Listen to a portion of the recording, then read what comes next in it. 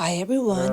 Dinala ko ang aking brother-in-law na si Kuya Elmer at ang aking ate dito sa Balema Calago Beauty Spa sa Angeles City, Pampanga.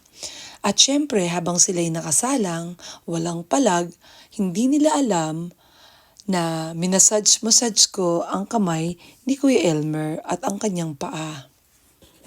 Habang busy ang kanyang esthetician during Kuya Elmer's LED light therapy, minasage ko. Feel na feel pa naman niya na akala niya ang nagmamasage sa kanya yung kanyang esthetician. Hindi niya alam naka-record. Mamaya ipapakita ko to sa kanya. Tiyak magugulat siya sa mapapanood niya. Nangialam ako sa trabaho ng esthetician. Buti na lang napakabait ni Miss May at pinayagan niya akong gawin ito. At syempre ako nagdala sa kanila. O hindi mawawala ang aking kalokohan, ang pagpaprank ko sa kanila. At pagbaba nila, ibinida ni Kuya Elmer ang esthetician. Ang sabi, napakahusay daw. Hindi daw niya expect na meron pa daw aroma touch ang mga session na ito. Ang expect lang daw niya ay facial.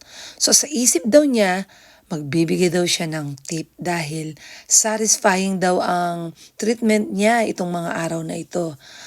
Hindi lang niya alam, this is my magic touch. At buti na lang, inabot ko mula sa umpisa hanggang matapos. Hindi ako nagpahalata at tumatawa. At salamat din sa aking camera woman na si Carmela Dagul. At siya ang kumuha ng mga video na ito.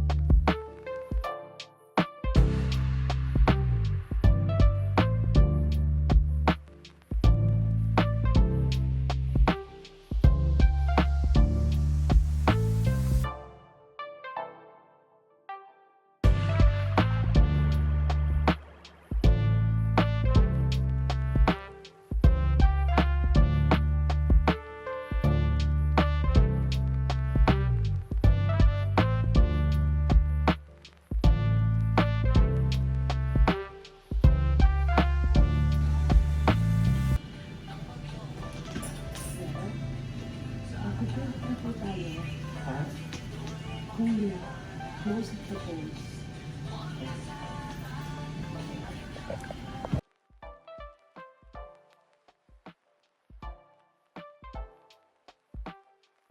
Ay, grabe. Hindi niya alam ang mga naganap. Pababa na ako. Tapos ipaprank ko sila na sila ang magbabayad.